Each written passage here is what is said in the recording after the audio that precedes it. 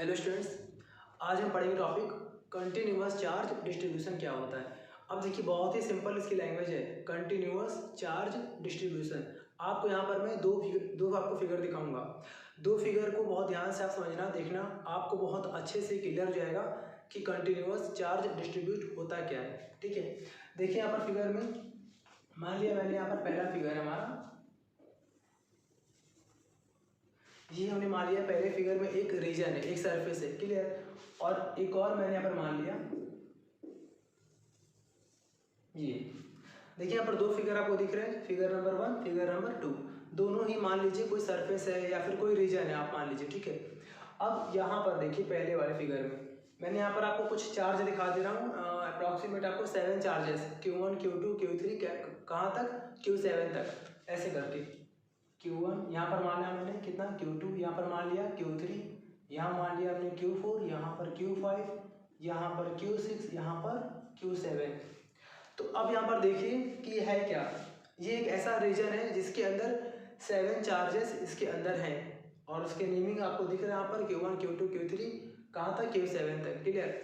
अब यहाँ पर देखिए ध्यान से, यहाँ पर मैंने मान लिया कि यहाँ पर कुछ चार्जेस हैं 7, यानी कि 7 चार्जेस इसमें भी हैं, पर कंडीशन क्या है कि इस बार सारे 7 के 7 चार्जेस इक्वल मैग्नीट्यूड के हैं, मतलब कि इक्वल वैल्यू के हैं। इसका मतलब होता है, मैग्नीट्यूड का मतलब होता है, मैग्नीट्यूड का मतलब वैल्यू। जैसे कि 5 कूलम है तो फिर सारे 5 कूलम के हैं इसमें। ओके, ऐसे करके मान लिया मैंने यहाँ पर कितना है, Q, यानी Q1 की वैल्यू भी Q है, Q2 की वैल्यू भी यहाँ पर Q है, तीसरा चार्ज है Q3, उसकी वैल्यू भी यहाँ पर Q है, चौथा यहाँ पर चार्ज मैंने मान लिया Q4, उसकी वैल्यू भी यहाँ पर Q है, फिर पांचवा चार्ज मैंने मान लिया Q5, वो भी Q है, और Q6 भी यहाँ पर Q है, और Q7 भी यहाँ पर Q है।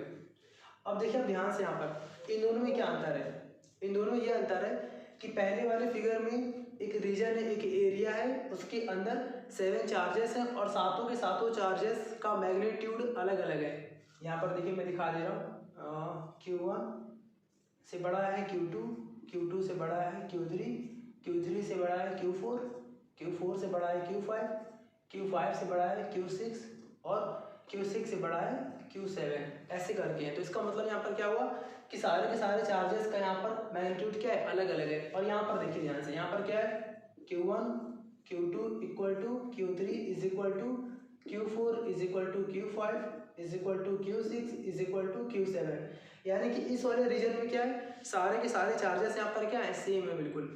ओके, मैग्नीट्यूड यानी कि वैल्यू में सेम है। तो इसको हम लोग क्या बोलेंगे, इसको हम लोग कहेंगे कि ये हमारा कंटिन्यूअस चार्ज डिस्ट्रीब्यूशन मेथड से नहीं है। और इसको हम लोग बोलेंगे कि यहाँ पर जिस तरह से चार्ज यहाँ पर स्प्रेड है, फैला हुआ है, उससे हम लोग यहाँ पर बोलेंगे कि ये कंटिन्यूअस चार्ज डिस्ट्रीब्यूशन का एग्जाम्पल है। आपको देखिए मैंने बहुत सिंपल बताया है, अगर इसको आप नॉर्मली अगर किसी नोट्स में या फिर किसी अगर आप बुक में अगर इसे पढ़ेंगे तो आपको थोड़ा सा टिपिकल फील होगा। बस इसीलिए मैंने आपको यहाँ पर अपनी ओन लैंग्वेज में आपको मैंने बहुत आसान तरीके से समझाने की कोशिश यहाँ पर की है। तो ये आपका होता है कंटिन्यूअस चार्ज डिस्ट्रीब्यूशन, क्लियर है ना। इसमें कोई भी आप डाउट मत करना। मेन यहाँ पर देखिए एग्जाम में मेन ये डिफाइन करने को नहीं आता, डिफाइन तो आपको बहुत अच्छे से आपको समझ में आ गया है, मैंने आपको बहुत सिंपल बता दिया है। लेकिन कंटिन्यूअस चार्ज डिस्ट्रीब्यूशन के 3 पार्ट होते हैं, वॉल्यूम के फॉर्म में, सरफेस एरिया के फॉर्म में और लीनियर फॉर्म में। लीनियर का मतलब लाइन फॉर्म में। तो उन तीनों के फॉर्मूले को आपको बस यहाँ पर ध्यान रखना है, नोटिस करना है, क्योंकि आगे चैप्टर में उसका इस्तेमाल होगा, उसका यूज होगा। ओके, तो इसको अच्छे से पहले आप फिगर बना लीजिए। अब इसके बाद हम लोग इसको कंटिन्यू करते हैं। इसको आपको सिंपल सा आपको मैं इसका डेरिवेशन होता है छोटा सा, वो करा दूंगा और इसका डेफिनेशन, उसके बाद हम पढ़ेंगे इसके टाइप। ओके, तो यहाँ पर देखिए ध्यान से, तो जो आपको दिख रहा है यहाँ पर फिगर नंबर फर्स्ट, पहला जो फिगर है, ये हमारा कंटिन्यूअस चार्ज डिस्ट्रीब्यूशन का एग्जांपल नहीं है। और जो आपको दिख रहा है यहाँ पर दूसरा फिगर है, ये कंटिन्यूअस चार्ज डिस्ट्रीब्यूशन का एग्जांपल है। अब देखिए इसको आप सिंपली कैसे आप इसे डिफाइन करोगे, बहुत ही सिंपल लैंग्वेज में आपको इसे डिफाइन करना है। कैसे आपको डिफाइन करना है, देखिए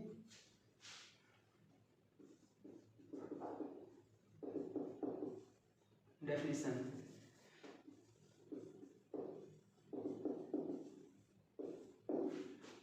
if a charge is spread spread in a region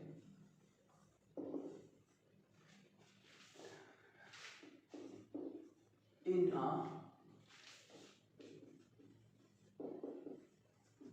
a continuous manner,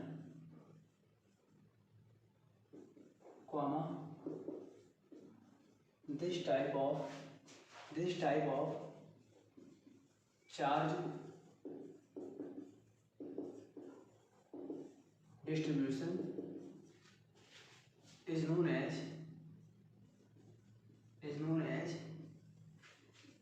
continuous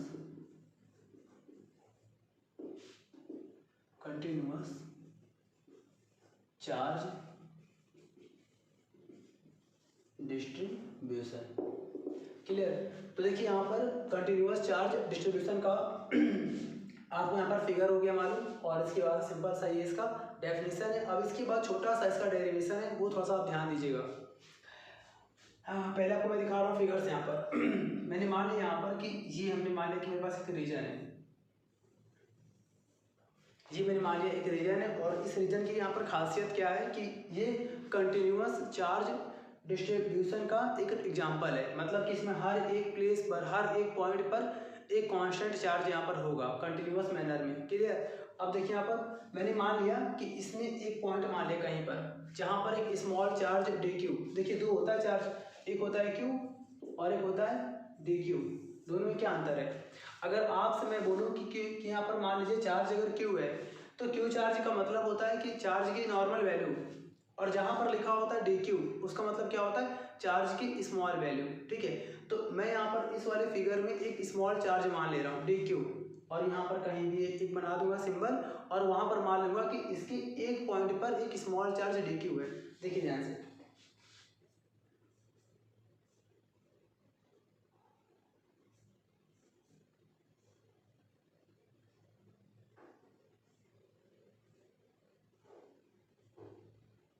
okay. मैंने यहाँ पर मान लिया कि ये हमारा एक डी क्यू यहाँ पर चार्ज रखा हुआ है। ठीक है, इसमें चार्ज रखा हुआ है डी क्यू।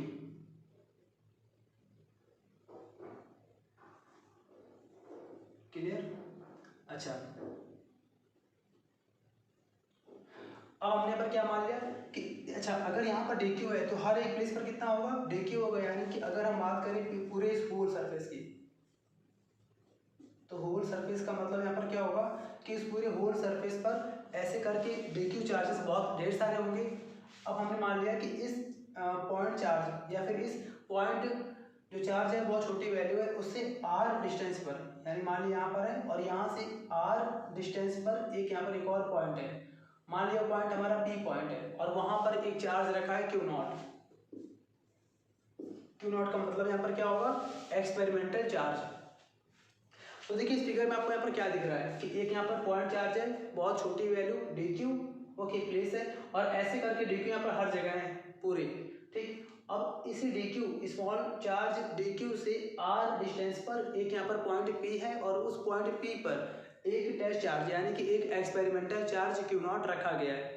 तो कॉमन सी बात है कि इन दोनों के बीच में तब फोर्स अप्लाई होगा, क्योंकि यहाँ पर क्या है? दो चार्ज है, एक है डी क्यू और एक है क्यू नॉट। यानी कि इसको हम लोग मान सकते हैं Q1, इसको हम लोग मान सकते हैं क्या? Q2। तो according to Coulomb's law F is equal to होता है formula 1/4 pi epsilon naught into Q1 Q2 upon r square into r cap. Okay होता है ना ये वेक्टर फॉर्म में। तो यहाँ पर देखिए मैंने मान लिया कि आर वेक्टर है और यहाँ पर Q1 है, ये मान लीजिए हमने कितना Q1, इसको मान लिया मैंने कितना Q2।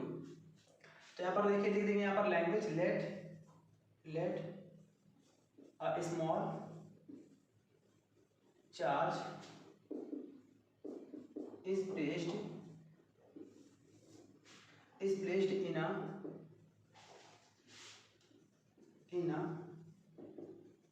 continuous charge distribution surface या region, फुल स्टॉप। फिर लेट, एक तो दिखा दिया मैंने कि यहाँ पर स्मॉल चार्ज डी क्यू रखा हुआ है, इसके बाद से एज्यूम कर लेंगे let r be the distance from d q to q naught. Let r vector be the distance distance between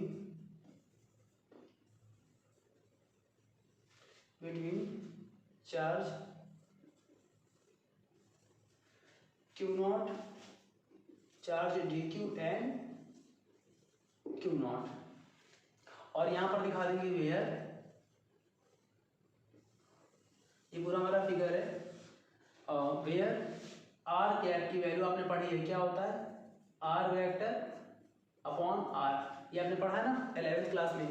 are cap को हम कहते हैं यूनिट वेक्टर, बताया था आपको मैंने कूलॉम्स लॉ में। तो आर कैप की वैल्यू यहाँ पर क्या होगी, r vector upon r. R यहाँ पर क्या है, आर यहाँ पर है आर वेक्टर का मैग्नीट्यूड, ठीक। तो अगर इतना होगा, therefore according to Coulomb's law, Coulomb law के अकॉर्डिंग इन दोनों के जो बीच में फोर्स काम करेगा। तो अच्छा एक और बात, अगर एक चार्ज होता, ध्यान से सुनिएगा हमारी बात, अगर एक चार्ज होता है Q1 और दूसरा चार्ज भी होता है Q1, दो चार्ज होते हैं Q1 और Q2, तो उनके बीच में जो फोर्स काम करता, तो उस फोर्स की वैल्यू होती है F का मतलब नॉर्मल फोर्स, बिकॉज चार्ज भी नॉर्मल है तो भाई फोर्स भी नॉर्मल होगा, ठीक है। लेकिन यहाँ पर देखिए ध्यान से कि एक चार्ज बहुत लीस्ट वैल्यू है, बहुत छोटी वैल्यू है, dq है, दूसरा तो भाई ठीक है, दूसरा वाला चार्ज नॉर्मल है, पर पहला चार्ज यहाँ पर क्या है, स्मॉल है।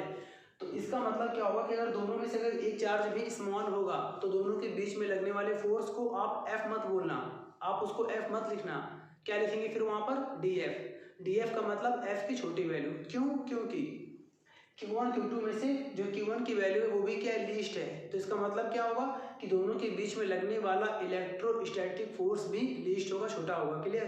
तो यहाँ पर फॉर्मूले में F मत लिखना, यहाँ पर क्या आएगा, df vector is equal to 1/4πε0 into Q1 Q2। तो भाई Q1 किसी को मान लीजिए, तो यहाँ पर क्या आएगा Q नॉट और dq upon r square into यहाँ पर क्या होता है आर कैप।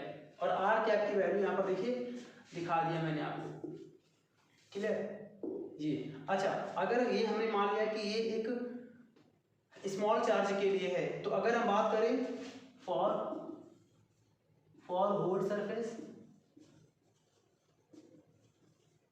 पूरे सरफेस की अगर हम बात करें तो यहाँ पर क्या बनेगा फॉर्मूले में पूरे। अच्छा ये जो है ना, ये क्या है, सिर्फ एक स्मॉल चार्ज और एक्सपेरिमेंटल चार्ज के बीच में लगने वाला फोर्स। लेकिन अगर हम बात करें पूरे के पूरे सरफेस का, तो वहां पर कितना होगा, ध्यान दीजिएगा। चलिए मैं यहाँ पर लिख दे रहा हूँ फॉर होल सरफेस, इसको पहले आप कॉपी कर लीजिए, नोट कर लीजिए स्टेप, इसका कॉपी करिए, फिर इसके बाद आपको मैं बताता हूँ, ठीक है।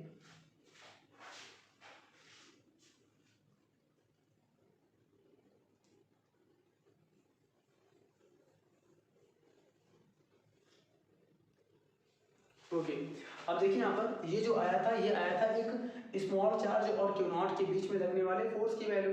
लेकिन अगर हम निकालेंगे ऐसे करके, dq इसमें ढेर सारे हैं ना, बहुत सारे हैं ना, तो सबको मिलाकर अगर फोर्स निकालेंगे तो कैसे निकालते हैं, तो उस कंडीशन में इस df का हम लोग कर देंगे इंटीग्रेशन। ध्यान रखिएगा जब भी अगर कांस्टेंट अगर चीजें हों एक से ज्यादा, तो इस कंडीशन में क्या करना होता है, सिंपल सा, आपको उस फोर्स जो यहाँ पर आ रहा है ना फोर्स df का हम लोग यहाँ पर कर देंगे इंटीग्रेशन बोथ साइड। तो वहां पर जो आपका आंसर आएगा वो आपका होगा f का मतलब क्या, ये पूरा कंप्लीट जो कंटिन्यूअस चार्ज जो मेथड है, ये पूरा का पूरा कंटिन्यूअस चार्ज इस Q नॉट पर कितना फोर्स अप्लाई कर रहा है। अभी आपका आंसर पूरा नहीं आया, अभी जो आपका df आया है वो क्या बता रहा है कि एक स्मॉल चार्ज dq इस Q नॉट पर कितना फोर्स अप्लाई कर रहा है। और जब वहां से आएगा f की वैल्यू, नॉट df की नहीं, f की अगर वैल्यू आएगी वो क्या बताएगा आपको, वो वैल्यू आपको ये डिफाइन करेगी कि इसके अंदर जितने सारे dq थे, सारे dq चार्जेस को मिलाकर जो फोर्स अप्लाई हो रहा है उसकी वैल्यू कितनी है। तो बस सिंपल से यहाँ पर दिखा देंगे हम फॉर होल कंटिन्यूअस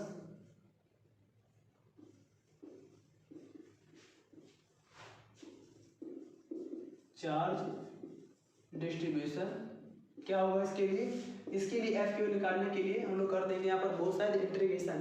तो यहाँ पर आएगा integration of df vector is equal to, अब देखिए ध्यान से यहाँ पर, चलिए मैं यहाँ कर दे रहा हूँ इसको।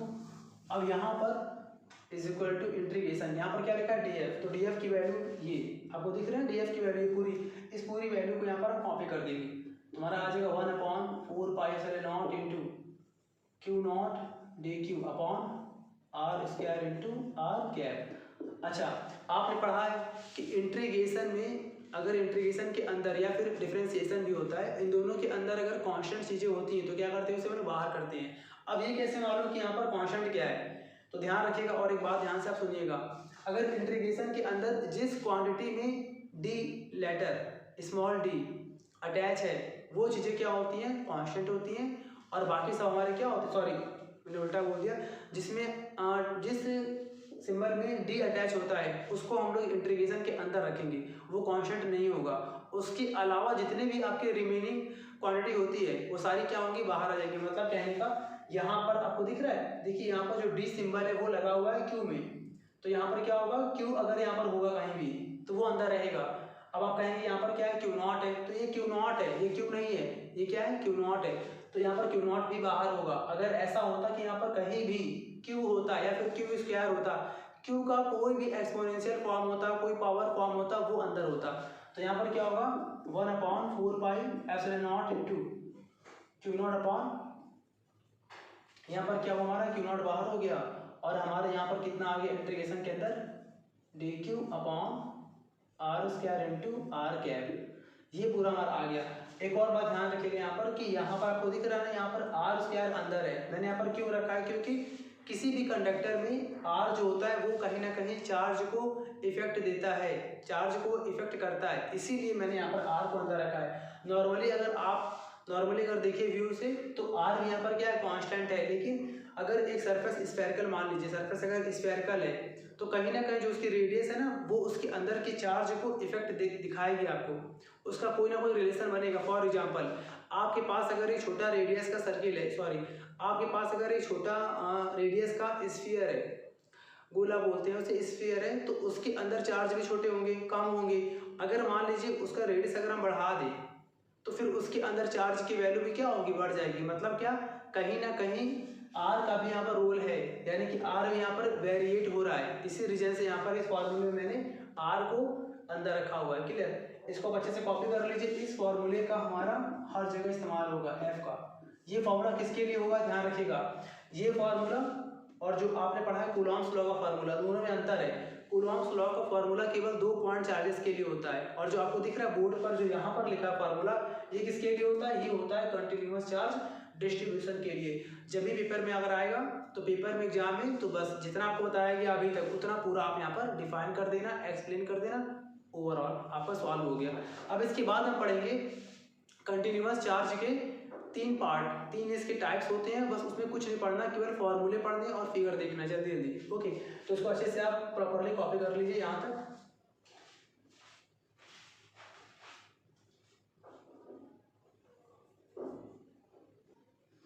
ओके, अब देखिए यहाँ पर अब यहाँ पर हम पढ़ने आ रहे हैं different types of charge distribution. देखिए इसमें 3 पार्ट है। पहला पार्ट है आपका वॉल्यूम चार्ज डिस्ट्रीब्यूशन, तो इसको हम पढ़ेंगे, इसका फिगर पढ़ेंगे और इसका फॉर्मूला पढ़ेंगे। देखिए ध्यान से, इसका पहला पार्ट है ए part, volume charge distribution.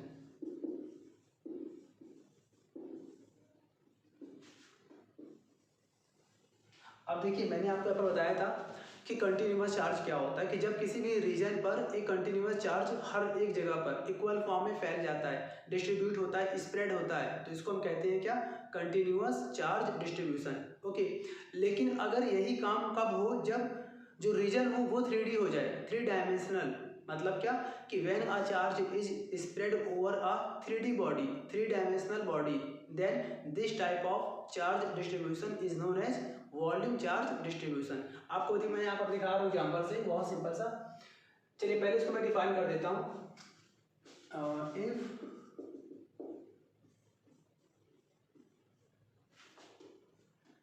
If a charge is spread over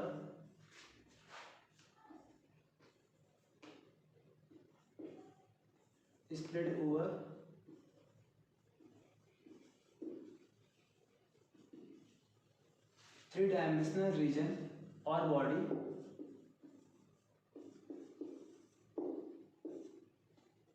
full stop, this type of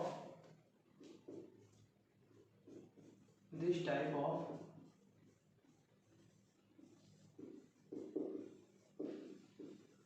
charge distribution is known as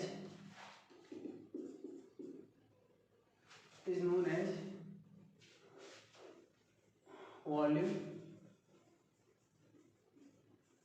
charge distribution. Okay, अच्छा, इसके बाद से इसका फॉर्मूला होता है वो थोड़ा ध्यान दीजिएगा। फॉर्मूला यहाँ पर होता है, किसका फॉर्मूला होता है? वॉल्यूम चार्ज डेंसिटी का। देखिए ध्यान से, यहाँ पर वॉल्यूम चार्ज डेंसिटी का फॉर्मूला। आपको बता दूं पहले एक छोटी सी बात, डेंसिटी आपने बहुत छोटी क्लास में पढ़ा होगा। The ratio of mass and volume, यानी कि ऊपर मास हो नीचे वॉल्यूम हो, mass upon volume is equal to density, पढ़ा है आपने। तो ये होता है नॉर्मल डेंसिटी। बट अगर हम बात करें वॉल्यूम चार्ज डेंसिटी की, तो नॉर्मल डेंसिटी में क्या होता है कि मास ऊपर होता है और नीचे क्या होता है, डेंसिटी होता है। लेकिन अब अगर चार्ज की बात कर दें, वॉल्यूम चार्ज, तो इसका मतलब क्या होगा, ध्यान से आप सुनना। तो इसका मतलब यहाँ पर हो जाएगा कि चार्ज का वॉल्यूम का रेशियो, चार्ज का जो रेशियो होगा वो वॉल्यूम से होगा। अगर हम बात करें डेंसिटी का, तो क्या होगा, मास अपॉन वॉल्यूम। ये होता है एक नॉर्मल डेंसिटी का फॉर्मूला। लेकिन अगर वॉल्यूम चार्ज डेंसिटी की बात करें, तो इसका क्या होगा, चार्ज अपॉन, और नीचे यहाँ पर क्या होगा, वॉल्यूम। मतलब कि ऊपर मास नहीं होगा, ऊपर क्या होगा, चार्ज हो जाएगा। ठीक है ना। तो यहाँ पर देखिए सॉल्व कर लेंगे इसको हम लोग। तो इसका सिंबल होता है रो, ऐसे वर्ड से बनाते हैं हम लोग, रो। ओके, आप ऐसे पढ़ सकते हैं इसको, RHO, इसमें H होता है साइलेंट, तो इसको क्या बोलते हैं, रो। ओके, ऐसे देखिए, ऐसे करके इसे पढ़ते हैं। अब तो आराम से हिंदी में लिखा हुआ पढ़ सकते हैं आप, रो। ठीक है, तो इसका सिंबल होता है रो, और फॉर्मूला इसका होता है dq अपॉन dv। तो आप समझ गए होंगे यहाँ पर कि dq अपॉन dv का मतलब क्या, चार्ज स्मॉल लिया है तो वॉल्यूम भी क्या है, स्मॉल है। अगर यहीं पर अगर हम ऐसे कर दें, चार्ज को अगर हम ले ले पूरी, मतलब पूरे कंप्लीट चार्ज, क्यों, बड़ी वैल्यू, तो वॉल्यूम यहाँ पर क्या होगा, पूरा हो जाएगा। इससे कोई फर्क नहीं पड़ता। ध्यान रखने वाली क्या बात है कि अगर चार्ज अगर स्मॉल होगा तो वॉल्यूम भी स्मॉल लेना है आपको। अगर चार्ज की वैल्यू पूरी ले रहे हैं आप, क्यों ले रहे हैं, तो अपॉन भी वॉल्यूम भी पूरा आएगा। ठीक है, अब देखिए आपको मैं दिखाता हूँ इसका एग्जाम्पल।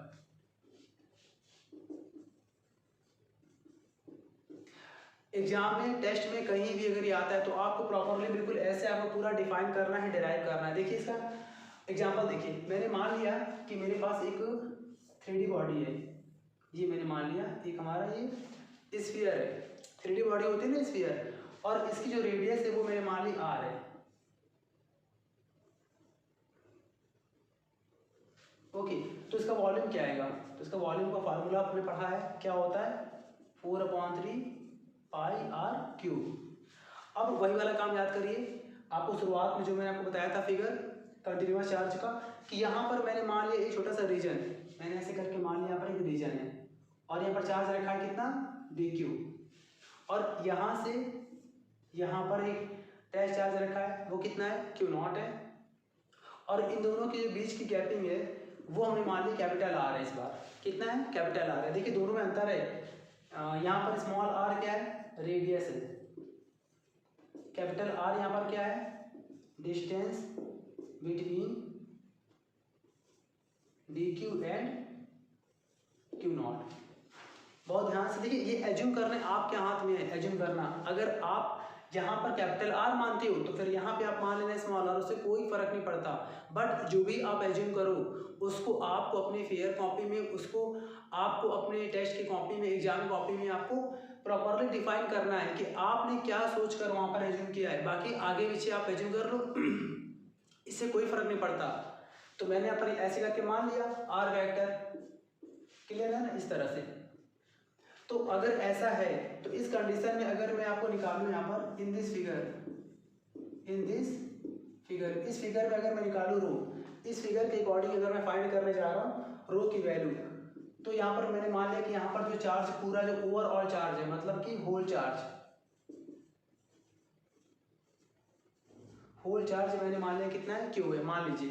पूरे पर। अच्छा, एक स्मॉल पार्टिकल यानी कि एक स्मॉल पार्ट पर चार्ज कितना डी क्यू है, ये तो फिगर कॉमन फिगर हो गया। मैं अभी यहाँ पर क्या मान रहा हूँ कि उस पूरे स्फीयर पर चार्ज कितना है, क्यू है। तो कैसे बना क्यू, ऐसे करके डी क्यू ढेर सारे होंगे, सारे डी क्यू को ऐड कर दीजिए तो जो आपका चार्ज बनेगा वो क्या है, क्यू है। यानी कि q is the sum of these type of d q charges. Clear है। तो अगर इस फॉर्मूले की बात करो तो यहाँ पर क्या आ जाएगा, इस फॉर्मूले के हिसाब से ऊपर तो आएगा क्यू अपॉन में यहाँ पर क्या लिखा है, वॉल्यूम। वॉल्यूम का मतलब वी, तो वी का फॉर्मूला यहाँ पर क्या होता है, 4/3 पाई आर क्यूब। अगर आपने एज्यूम किया यहाँ पर स्फीयर, तो ये हमारा है क्या, स्फीयर है,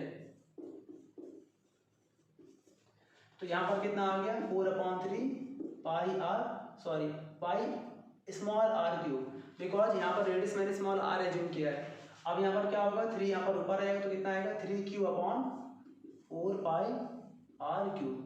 ये हमारा इस एग्जाम्पल का फॉर्मूला बन गया। तो आपको हर एक में एक छोटा सा कोई एग्जाम्पल देना है, आपको फिगर देना है।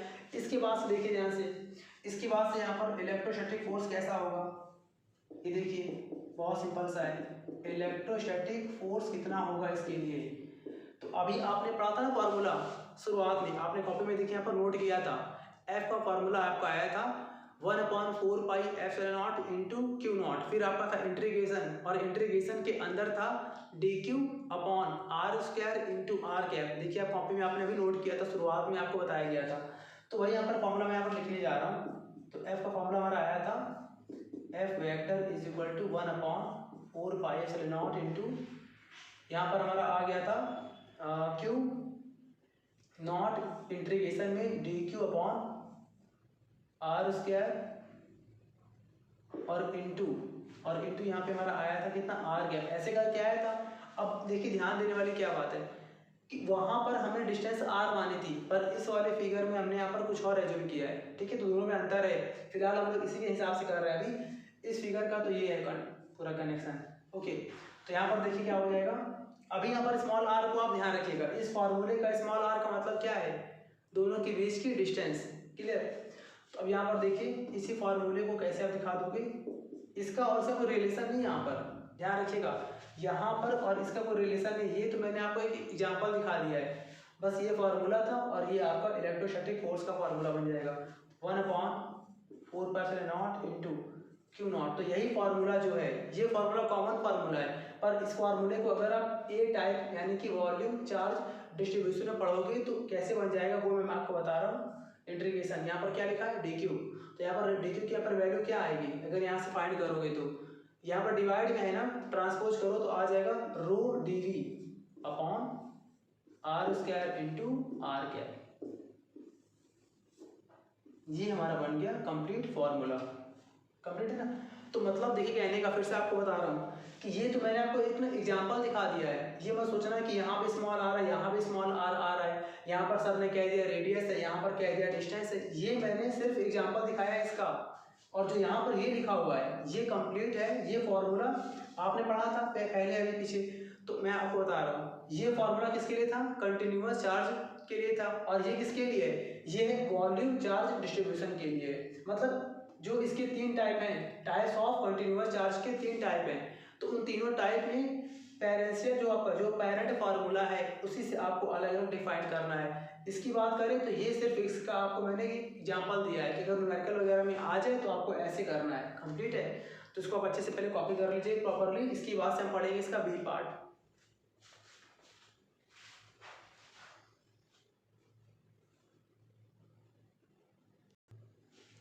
ओके, अब देखिए यहाँ पर दूसरा यहाँ पर पार्ट है, इसका बी पार्ट है सरफेस चार्ज डिस्ट्रीब्यूशन। तो इसमें देखिए फिगर बहुत सिंपल है। अच्छा, पहला पार्ट क्या था, इसका ए पार्ट वॉल्यूम में था, तो मैंने वहाँ पर स्फीयर मानकर उसका वॉल्यूम फाइंड किया था। इस बार हम लोग सरफेस को लेंगे। मान लीजिए कोई सरफेस, किसी सरफेस पर अगर कोई चार्ज स्प्रेड है कंटिन्यूअस फॉर्म में, तो उसको हम लोग क्या बोलेंगे, सरफेस चार्ज डिस्ट्रीब्यूशन। इसकी देखिए लैंग्वेज आपको मैं दिखा रहा हूँ। if a charge is spread over a surface in a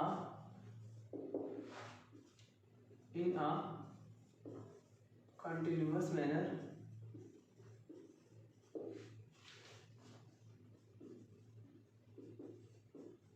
this type of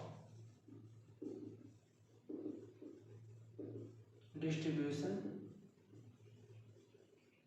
is known as, सबकी डेफिनेशन बिल्कुल सेम है, सरफेस वाले में सरफेस होगा, वॉल्यूम वाले में वॉल्यूम होगा, लाइन वाले में लाइन होगा।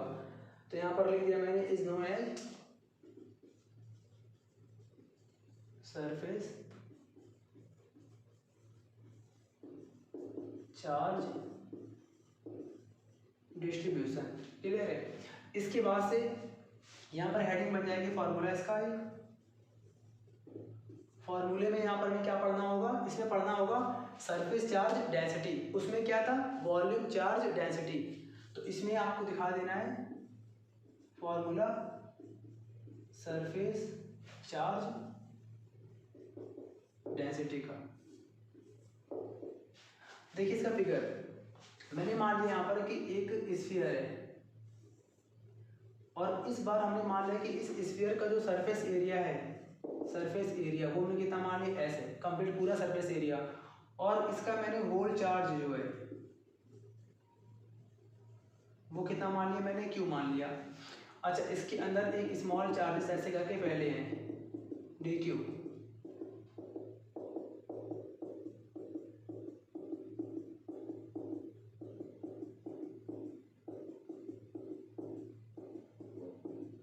क्लियर है? अच्छा, फिर वही वाला काम इसके एक स्मॉल पार्ट पर हम लोग एज्यूम कर लेंगे ऐसे करके, यहाँ पर चार्ज हमने मान लिया कितना है, डी क्यू चार्ज है स्मॉल पार्ट पर।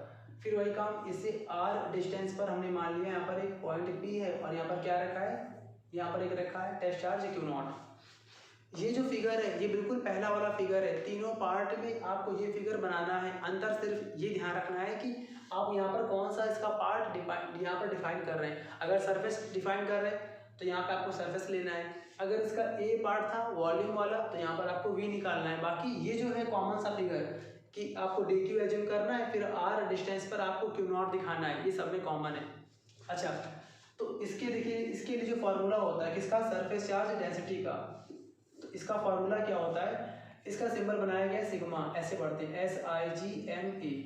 ओके, सिग्मा लिखने की यहाँ पर कोई ज़रूरत नहीं है, आपको केवल पढ़ना है। तो इसका सिंबल क्या है, sigma.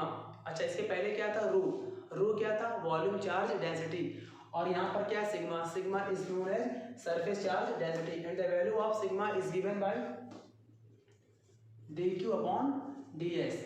In the case of volume charge density we take rho is equal to dq upon dv and here ds. Okay, यहाँ पर हमें क्या लेना है, ds लेना है। ds का मतलब यहाँ पर क्या है, सरफेस चार्ज डेंसिटी, सिग्मा का मतलब dq upon ds, वहाँ पर क्या था, dv था। मतलब कहने का कि जो भी आप यहाँ पर पार्ट पढ़ेंगे उसी पार्ट के अकॉर्डिंग नीचे आएगा रेशियो, सब कुछ कॉमन है। चार्ज अपॉन सरफेस एरिया तो वहाँ पर सिग्मा बन जाएगा, चार्ज अपॉन अगर यहाँ पर होगा वॉल्यूम तो यहाँ पर क्या बन जाएगा, रो बन जाएगा। क्लियर? तो ये फॉर्मूला है। अब अगर यहाँ से अगर ds किस में है, डिवाइड में है, अगर ट्रांसपोज करेंगे तो क्या आ जाएगा, मल्टीप्लाई में। तो यहाँ से dq की जो वैल्यू आएगी वो आ जाएगी dq is equal to sigma ds। Right, यहाँ तक क्लियर हो गया। अब देखिए ये तुम्हारा पूरा बन गया फॉर्मूला। अब आपको मैं यहाँ पर दिखा रहा हूँ एक छोटा सा एग्जाम्पल कि मान लीजिए किसी क्वेश्चन में न्यूमेरिकल में अगर आपको निकालने को आ जाए क्या, सरफेस चार्ज डिस्ट्रीब्यूशन का जो पार्ट है सरफेस चार्ज डेंसिटी, तो कैसे फाइंड करोगे, देखो आपको दिखा रहा हूँ इसी फिगर में। अच्छा, इसके लिए सरफेस एरिया कितना आएगा पता है आपको, सरफेस एरिया एस की वैल्यू 4πr²। मान लिया मैंने कि जो इसकी जो रेडियस है वो मैंने कितनी मान ली, यहाँ पर r मान ली, जो इसकी रेडियस है वो कितनी मान ली, r। मैंने आपसे पहले भी कहा था एज्यूम करने में कोई अंतर नहीं है, आप किसी को कुछ भी एज्यूम कर लो। तो यहाँ पर जो r है मैं यहाँ लिख दे रहा हूँ, कैपिटल R यहाँ पर क्या है, रेडियस है। क्लियर? तो इस कंडीशन में अगर मैं बात करूँ आपको सरफेस एरिया की, S यानी सरफेस एरिया, तो फॉर्मूला क्या आएगा, पढ़ा है आपने, स्फीयर का सरफेस एरिया क्या होता है, 4πr², where r is a radius and small r is the distance between dq and q naught. Okay, तो अब यहाँ पर देखिए आपको दिखा रहा हूँ एग्जाम्पल इन दिस फिगर, इस फिगर के लिए दिखा रहा हूँ। इन दिस फिगर, अगर इस फिगर में हमें फाइंड करना होता सिग्मा की वैल्यू तो कैसे फाइंड करते, देखिए sigma is equal to dq। dq का मतलब तो है कि स्मॉल पार्ट के लिए, पर इस पूरे फिगर में होल चार्ज कितना है, q है, यहाँ पर कितना आ गया, q आ गया, अपॉन और फिर नीचे क्या है ds, स्मॉल एरिया पर इस पूरे के लिए क्या आएगा, सरफेस एरिया s, और एस की यहाँ पर वैल्यू क्या है 4πr²। तो आपको कुछ करना नहीं है, आपको बस यहाँ पर ये फॉर्मूला आपको अप्लाई करना है, आपका आंसर आ जाएगा। ओके, एक बात बहुत ध्यान से आप सुनना कि अगर आपको चार्ज पता होगा, होल चार्ज कितना फैला है, आपको उस स्फीयर की आपको रेडियस पता होगी, दोनों वैल्यू यहाँ पे आप पुट कर देना, अप्लाई कर देना, आपका आंसर आ जाएगा। And the unit of sigma is, देखिए कैसे यहाँ पर निकालेंगे यूनिट, बहुत सिंपल है, वहां भी आप निकाल सकते हैं। यहाँ पर क्या लिखा है, क्यू का मतलब coulomb upon 4π is a constant, therefore इसकी तो कोई यूनिट होगी नहीं। और यहाँ पर क्या आ रहा है, आर यहाँ पर क्या है, radius, and the unit of radius और डिस्टेंस इज मीटर। तो कितना आएगा, मीटर, स्क्वायर लगा तो स्क्वायर आ गया। इसको आप लोग ऐसे भी बोल सकते हो, और करके लिख दे रहा हूँ मैं ऐसे करके, कूलॉम मीटर -2, इसको ऊपर लाएंगे तो दोनों ही यहाँ पर राइट है, क्लियर है। तो ये हमारा हो गया सिंपल सा एग्जाम्पल। अब क्या करना है, अब यहाँ पर वैसे ही डिफाइन करना है इलेक्ट्रोस्टैटिक फोर्स को। कैसे करोगे, शुरुआत में जो आपने नोट किया था एफ का फार्मूला dq के फॉर्म में, इंटीग्रेशन के अंदर था dq, उसी को यहाँ पे आपको कॉपी करना है, फिर वहां पर वैल्यू अप्लाई करनी है ये वाली। देखिए कैसे,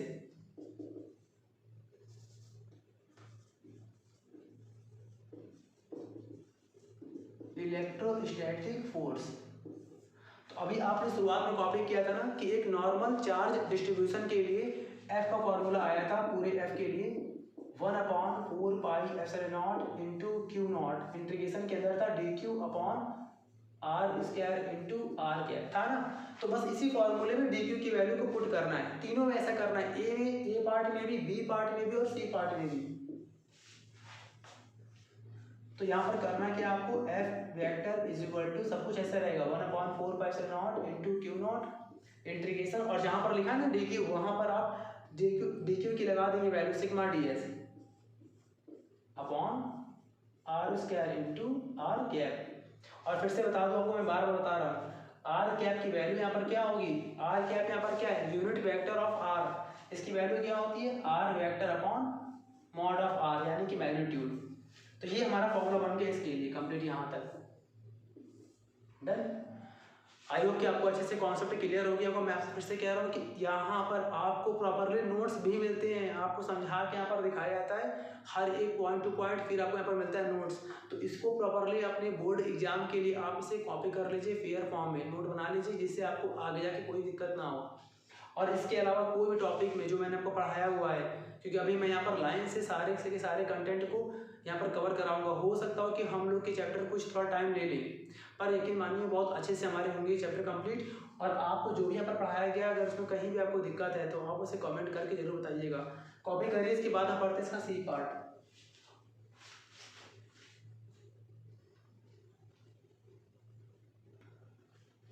ओके, अब देखिए यहाँ पर इसका सी पार्ट और इसका लास्ट पार्ट है line charge distribution. Okay,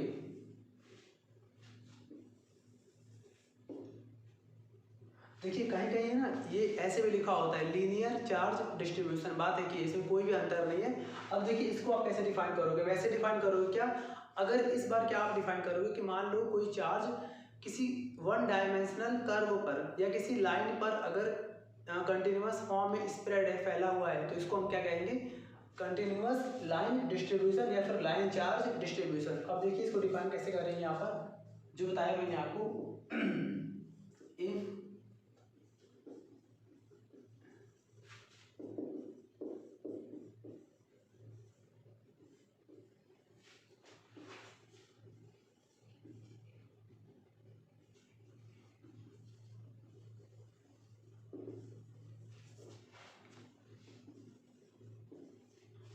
if a charge is spread along a one dimensional curve or line,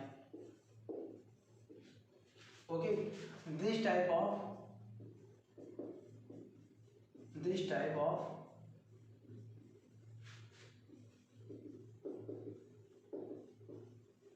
charge distribution is known as line charge distribution।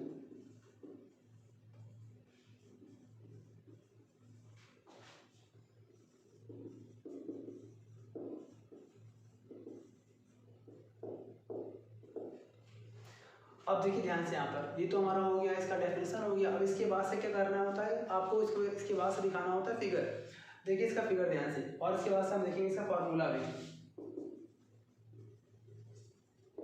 अच्छा, फिगर को बताने से पहले आपको बता दें एक बात, इसमें क्या है, लाइन चार्ज डिस्ट्रीब्यूशन है, तो इसका फॉर्मूला कैसे बनेगा, लाइन चार्ज डेंसिटी या फिर linear charge density. B part में क्या था, सरफेस चार्ज डिस्ट्रीब्यूशन, तो वहां पर क्या था, सरफेस चार्ज डेंसिटी। ए पार्ट में क्या था, वॉल्यूम चार्ज डिस्ट्रीब्यूशन, तो वहां पर फॉर्मूला क्या बना था, वॉल्यूम चार्ज डेंसिटी का। तो यहां पर हमारा बन जाएगा फॉर्मूला लाइन या फिर लीनियर, बात वही है, linear charge density, sorry density. तो देखिए इसका सिंबल होता है लैम्डा, ओके, वहां पर क्या सिंबल था, सिग्मा, उसके ऊपर क्या सिंबल था, रो, और यहाँ पर क्या है, लैम्डा। ओके, ऐसे पढ़ेंगे, पर आपको यहाँ पर लिखने की कोई यहाँ पर जरूरत नहीं है, लैम्डा, ठीक है।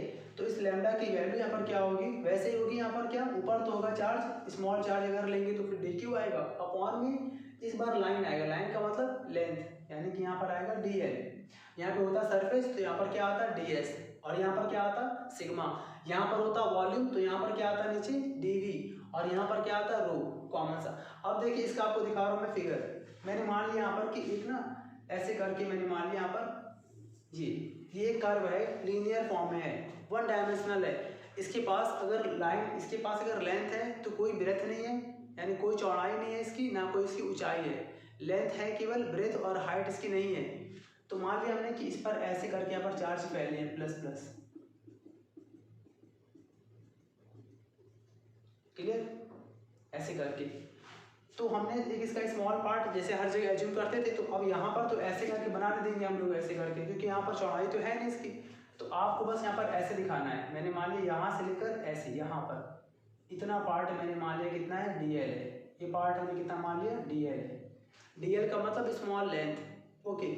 और यहाँ पर जो चार्ज मान लिया वो हमारा चार्ज कितना यहाँ पर है, dq है चार्ज, यहाँ से लेकर यहाँ तक। फिर वही सेम काम यहाँ पे आपको दिखा देना है, डिस्टेंस कितनी है, r वेक्टर, और यहाँ पर एक पॉइंट p है जहाँ पर क्या रखा है, टेस्ट चार्ज q0। मतलब ये जो आपको बार बार बता रहा हूँ, dq, q0, r वेक्टर और p पॉइंट, ये तो कॉमन है तीनों में, और अंतर सिर्फ एरिया हम एज्यूम करने में है। 3D फिगर होगा तो आप ऐसे बना सकते हो स्मॉल पार्ट, ठीक है, ऐसे बना दोगे। अगर वॉल्यूम में तो बहुत अच्छी बात, आपको याद होगा मैंने वॉल्यूम ऐसे बनाया था, एक सिंबल, मतलब कि क्या क्यूबाइड है या आप क्यूब मान लो, तो वो क्या 3D होता है। सरफेस वाले में मैंने ऐसे एज्यूम किया था, आपने कॉपी किया है तो आप देख लीजिए, मैंने ऐसे एज्यूम किया है। ऐसे का मतलब क्या, स्क्वायर चाहे रेक्टेंगल, मतलब 2D फिगर, सरफेस वाला 2 डायमेंशनल। और अगर यहाँ पर बात करेंगे हम लोग यहाँ पर लाइन का, तो यहाँ पर अब हमें ऐसे तो नहीं बना लेंगे ना, तो हम यहाँ पर केवल ये बनाएंगे, ये केवल इतना लाइन बनाएंगे ना यहाँ पर, ऐसे करके केवल लाइन। तो मैंने यहाँ पर एक लाइन एज्यूम कर दिया, स्मॉल पार्ट। चार्ज सब पर dq होगा, चाहे आपका क्यूब हो, चाहे आपका स्क्वायर हो, चाहे आपकी लाइन हो। Volume charge, surface charge and line charge, clear. चलिए अब देखिए यहाँ पर इसके लिए जो फिगर है, फॉर्मूला है lambda is equal to dq upon dl। अब यहाँ पर अगर इस फॉर्मूले में dl को अगर हम ट्रांसपोज करें, तो यहाँ पर देखिए dl किसमें है, डिवाइड में, वहाँ पर जाएगा तो क्या होगा, मल्टीप्लाई में। तो यहाँ पे हमारा आंसर क्या आएगा, dq की वैल्यू यहाँ पर आ जाएगी, इसकी value dq is equal to आ जाएगा लैम्डा dl, क्लियर है ना। तो अब यहाँ पर हम लोग इसके बाद से यहाँ पर, अच्छा इसके यहाँ पर यूनिट क्या आएगी, ऊपर आएगा कूलॉम अपॉन, और यहाँ पर क्या dl का मतलब लेंथ, लेंथ की होती है मीटर, तो कूलॉम अपॉन मीटर, इसको कैसे कर सकते हैं, कूलॉम डैश का मतलब मल्टीप्लाई मीटर इनवर्स, इसको ऊपर लाएंगे तो बन जाएगा इनवर्स, क्लियर है। अब आपको मैं यहाँ पर दिखा रहा हूँ इसका एग्जाम्पल, जैसे कि आपको मैंने तीनों में दिखाया ना एग्जाम्पल, ए पार्ट में, बी पार्ट में, तो अब देखिए यहाँ पर सी पार्ट का एग्जाम्पल कैसे करना है। मैंने यहाँ पर मान लिया एग्जाम्पल, इसका एग्जाम्पल में मैंने मान लिया कि भाई मेरे पास, इसी में आप मान लीजिए, या फिर ऐसे एज्यूम कर लीजिए एग्जाम्पल में कि मेरे पास एक ऐसे करके एक ना सर्किल है, ये क्या है, एक सर्किल है, और जो इसकी रेडियस है वो कितनी मान ली मैंने, r है। तो कॉमन सी बात है, जो इसका सर्कमफेरेंस होगा वो कितना आएगा, 2 पाई r, ऐसे आएगा ना। कंप्लीट है ना, ये पूरा इसका लेंथ ऐसे करके, और मान लिया मैंने कि इसके पूरे लेंथ पर ऐसे करके फैला हुआ है चार्ज ऐसे करके। तो इस कंडीशन में अगर हम निकालेंगे लैम्डा की वैल्यू, तो होल चार्ज हमने कितना मान लिया, क्यू है, तो क्या आएगा क्यू अपॉन, और इसका पूरा सरकमफ्रेंस वो कितना यहाँ पर आ गया 2 पाई आर। ये कंडीशन है एक सर्किल की। आपको पूरा कर्व की लेंथ लेनी है, क्योंकि अगर एक सर्किल है तो उसके अंदर 2D और 3D तो है, उसके अंदर कुछ तो है नहीं, वो तो एक लाइन है ना ऐसे करके। तो चार्ज कहाँ फैला होगा, उसके बॉर्डर पर, उसके सरकमफ्रेंस पर। आप एक मान लीजिए आपके पास एक धागा है, आप स्ट्रिंग मान लीजिए, अगर उसको आप सर्कुलर फॉर्म में बेंड कर दे रहे हैं और उसी पर अगर चार्ज फैला है, तो आखिर उसको लेंथ वाइज अगर कैलकुलेट करेंगे, फाइंड करेंगे, तो क्या आपको लेंथ क्या मिलेगा 2πr मिलेगा ना। अंदर तो स्पेस है ना, अंदर तो एयर है ना। अगर मैं एक सर्किल को ऐसे आपको दिखाऊं तो आपको आर पार तो दिखेगा ना एयर, खाली बॉर्डर पर ही होगा ना धागा या स्ट्रिंग, और स्ट्रिंग पर मान लीजिए फैला हुआ है चार्ज, तो उसकी लेंथ कितनी पूरी होगी आपकी, उसकी लेंथ हो जाएगी 2πr। तो वही यहाँ पर आपको मैंने दिखा दिया। इसके बाद से बनेगा फॉर्मूला इसका इलेक्ट्रोस्टैटिक फोर्स। तो कैसे आपको यहाँ पर डिफाइन करना है, सबसे पहले बेसिक फार्मूला जो आपको मैंने शुरुआत में एफ का फार्मूला लिखवाया था, पहले आपको वहाँ पर वो कॉपी करना है। तो एफ का फार्मूला यहाँ पर क्या लिखवाया था आपको मैंने, 1/4πε0 इंटू क्यू नॉट इंटीग्रेशन के अंदर था dq upon r square into r cap था ना। और इसके बाद क्या करना होता है, वेरी सिंपल, यहाँ पर जो भी dq लिखा होता है, और यहाँ पर कहाँ से आता है, तो यहाँ से आता है फार्मूले से। तो इस फार्मूले से जो भी यहाँ पर dq लिखा होता है, उस dq की वैल्यू को यहाँ पर पुट करना होता है। तीनों पार्ट में आपको ऐसे करना है। तो बस यहाँ पर dq की वैल्यू जो है लैम्डा dl यहाँ पर आप पुट कर दीजिए, यहाँ पर दिखा दीजिए यूनिट कूलम पर मीटर। तो यहाँ पर हमारा फॉर्मूला बन जाएगा F vector is equal to, यहाँ लिख दे रहा हूँ, F vector is equal to 1/4πε0 into q naught, and integration के अंदर आ जाएगा dq की वैल्यू lambda dl upon r square into r cap. यहाँ पर स्मॉल आर क्या है, बार बार आपको बता रहा हूँ, इस फॉर्मूले का जो स्मॉल आर है वो है डिस्टेंस पॉइंट चार्ज से लेकर आपके स्मॉल चार्ज के बीच का। तो ये हमारा बन गया कंप्लीट फॉर्मूला। तो इस तरह से आज हम लोगों ने कंप्लीट कर लिया सारे कंटिन्यूअस चार्ज डिस्ट्रीब्यूशन के डेफिनेशंस, इसके ऑल काइंड्स और इसके फिगर और फॉर्मूले को, इसको प्रॉपरली कॉपी कर लीजिए। अब इसके अलावा पेपर में इस टॉपिक से तो कुछ नहीं आना है। और अब मैं यहाँ पर एक छोटा सा क्वेश्चन करा देता हूँ जो इसी पर बेस्ड है, अच्छा क्वेश्चन है, इसको कॉपी कर लीजिए। इसके बाद से आज के लेक्चर को हम लोग फिनिश करते हैं। इसको कॉपी कर लीजिए। अब एक सिंपल सा आपको बताऊंगा एग्जांपल, ओके, और इसको प्रॉपरली आप कॉपी कर लीजिएगा। अगर उसके बाद अगर कुछ भी आपको पूछना है, कुछ भी अगर आपको डाउट है तो उसे कमेंट करिए, उस पर भी हम लोग प्रॉपरली वीडियो को फिनिश कर देंगे। चलिए कॉपी कर लीजिए इसको।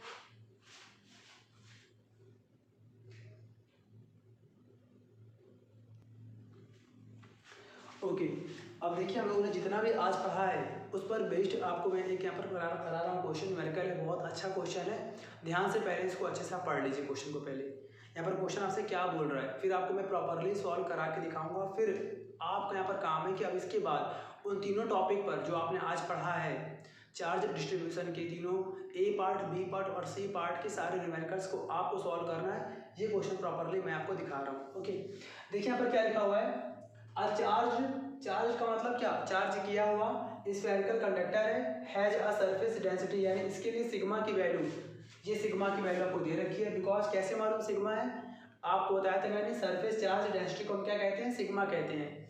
तो सिग्मा की वैल्यू यहाँ पर कितनी है, 0.7 कूलम मीटर -2।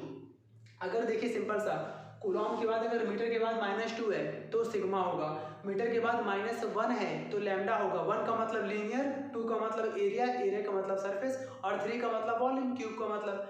तो अगर यहाँ पर लिखा होता कूलम मीटर -3 तो यहाँ पर क्या होता है, ये आपका बन जाता है रो। रो का मतलब क्या, वॉल्यूम चार्ज डेंसिटी। फिलहाल यहाँ पर दे रखा है sigma when it's charge is increased by 0.44 coulomb. अब बोला गया कि अगर उस स्फीयर के चार्ज को इतना बढ़ा दे तो इसका डेंसिटी इतना हो जाता है। अब पहले कितना था, 0.7 था, अब कितना हो गया, 0.14 हो गया।